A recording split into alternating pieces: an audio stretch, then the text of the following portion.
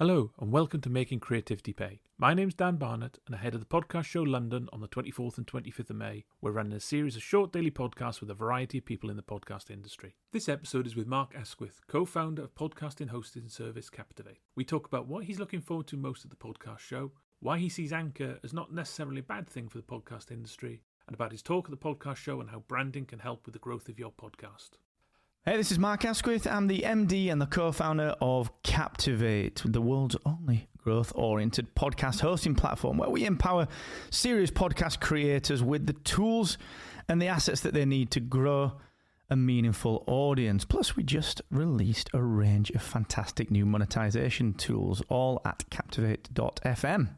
Fantastic. Yeah, I mean, another time it'd be great to chat about the monetization stuff on YouTube yesterday. I think there's a lot of stuff we could talk about there, about things you're going to add to that in terms of the creator economy. That fits in perfectly with the kind of the regular bit of the podcast where I talk to creators, musicians, podcasters, comedians, about all that kind of stuff. So it seems like the feedback's been good on it so far. Yeah, it's been really good. It's been interesting this morning to watch people signing up for Stripe, and connecting the Stripe account and seeing people actually start to make money with it, which is good. Like, it validates that people needed it, so that's nice for a morning of release. Kind of interested in the podcast industry. So I thought, well, the best way to kind of learn about how everything works is to kind of start a podcast and kind of need nuts and bolts. The first thing you have to do is kind of obviously record something, and then you need to put it up somewhere and host it. There's kind of like a tyranny of choice to some extent in terms of the number of providers. And it's difficult. I chickened out. I went with Anchor, to start with, just because I thought, I've no idea. I kind of tried yours, tried Buzz. And they're all really good and everything. I just thought, I don't know what to do. So for now, I'll go with the free option. And then when I know better, I'll go with something else. If someone says to you, A, why don't I just use Anchor? One reason. And B, why Captivate and not others? What are the kind of key things that from your side you'd say to people? So I'm actually not an Anchor hater at all. If someone says to me, I want to start a podcast and I don't want the risk of paying for something, I'd say use Anchor. Of course, use Anchor. Like, why would you not? I'm not going to buy £1,000 golf clubs when I can buy a £5 golf club to get started. I thank Mike and the Anchor team for doing what they've done, because it's opened up podcasting to more people. And Captivate occupies a really specific place within the podcast hosting industry. Like, we don't have a freemium model.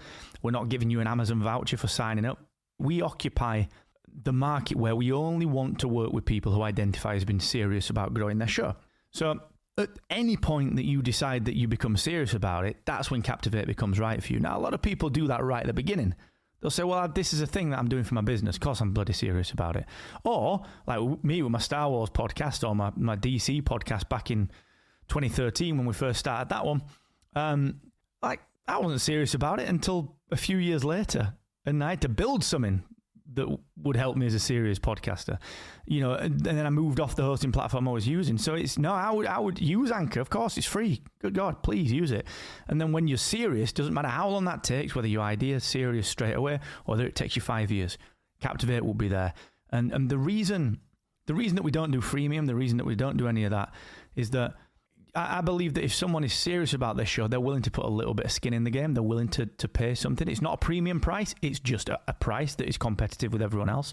And the value that we can give back, my mission is that if you put that skin in the game, we will deliver beyond measure for you in what we give you. So we're not going to compare with other hosting companies that has the same pricing model as us, or hosting companies that will give you the Amazon gift card. Like, we don't care about the volume of podcasters. We don't care about the number of people that we have. We want the right people, because people don't leave us. Because once they realize that we're serious about them being serious, there's no reason to leave. So no, I'm a bit of a weird one in the podcast hosting industry. I'm not generally like the other hosting company founders, and I get that a lot. My mission for the last 10 years has been to bring hosting companies together and actually to push their boundaries a little bit. We launched Captivate with the tagline, the world's only growth-oriented podcast hosting platform. Some of the incumbents went nuts. Like, they were like, what are you saying, that we don't care about our audience's growth? I was like, well, prove it. And then they start releasing things where they've been sat quiet for years because they didn't need to release things. So my job in the industry personally is to make people see that it's all right to use Anchor. And guess what? Are Spotify a villain in podcasting? If you to quote Obi-Wan Kenobi, from a certain point of view, but also from a certain point of view, not. So it's, yeah, I'm not quite like that. Captivate does its job for the people that it does its job for, and there'll always be more of those. The important thing for me is that you podcast and you enjoy it, and then we'll be there if you want us. And within hosting, I mean, you said you added monetization recently. You know, we're recording this on Riverside. They've added transcripts. It seems like the end goal in, you know, whether it's 2-5 years' time, is that everything will be within one service. So you record, edit, transcript, monetization. Do you see it going that way, or do you think there will be still more silos? No, I don't think it'll be easy for it to go that way. I mean, look at Anchor. They got bought by Spotify. It was a great job for the founders. They did a great job. But they're not the best at anything. They're all right at everything, but they're not the best at everything. And I always compare this to YouTube. You know, it's clear that Spotify are trying to become the YouTube of podcasting, where everything's siloed through Spotify and they can then do what they want with the numbers and the events that they track through that platform. Good business sense. Cool. The thing is with YouTube, like you don't do all your work on YouTube. Well, you could do, sort of, but the serious people, what do? They shoot multi-angle, they edit, and then they upload, and YouTube handles the point from creation onwards. But it's not just distribution, it's everything around it. And that's where I see podcasting going. And we've, you know, I will risk sounding a bit too overconfident on this one, but I think Captivate has catalyzed a lot of change in that space as well. Because along with people like Anchor, we came along at a time where the incumbents weren't really doing much. And we said to them, well, why don't you just build a guest booking thing so that then I can write the show notes for my users? Because then I know that they're going to keep podcasting because they're not worried about the time to write the damn show notes, because that's boring. Who likes doing that? So it's the idea, I think, is that, well, my logic certainly is that if you can be very good at an element of podcasting workflow without sacrificing the bits that you should be good at, then you can probably do it within your platform. But I don't see it going all in one, because if you're all in, I can't think of a good all-in-one anything. You know, I buy an all-in-one blender. It's great, but it's terrible at this one particular thing. You know, anything. You know, I've got guitars behind me. An all-in-one guitar and bass is going to be pretty terrible. Yeah, it's all right. You'll see it now and again, like a Mr. Big gig or something. But I don't think you can do well at all-in-one unless you've been around for such a long time. So a good example of this would be an Xbox or a PlayStation. Yeah, Sony's not been making consoles for any more than 25, 26 years. Maybe a touch longer, 28 maybe.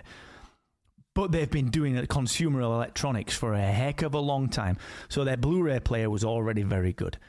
You know, the way that they interfaced between a TV and a device was already very good.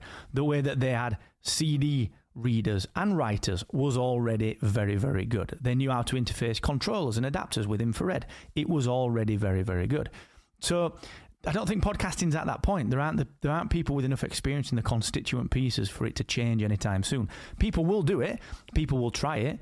Anchor have done it. It's all right at everything, but it's not amazing at anything. And this is the point that I'm sort of getting at, where, you know, from a business model like Captivate's perspective, that's cool because we are excellent at this stuff, but we're only excellent at this stuff, you know? And just to finish that off, because I know it's a long-winded answer and I am a talker, mate, I think it's all right for those two things to coexist. Yeah, I think it's completely fine for the all-in-one blender and mixer and amazing grater of all things to exist. But is Gordon Ramsay or a sous chef going to use it? Probably not. They've got a specialist thing for this thing because they're serious about it. And that's a very extreme and almost comedic example. But the point exists for podcasters as well. Let them use Anchor. It's going to be easier. They'll can do it all in one. But when they're serious about, right, how do I actually grow this thing? Then I can say, well, actually, here we are. Let's do this thing for you. And I'd rather they were podcasting and loving it than worried about picking the right platform because someone on Twitter says it's the right platform. So it's I'm pretty protective over getting people into podcasting. I want people to do it. Moved on to the podcast show. You're actually speaking at the event. Quick intro to kind of what you're talking about.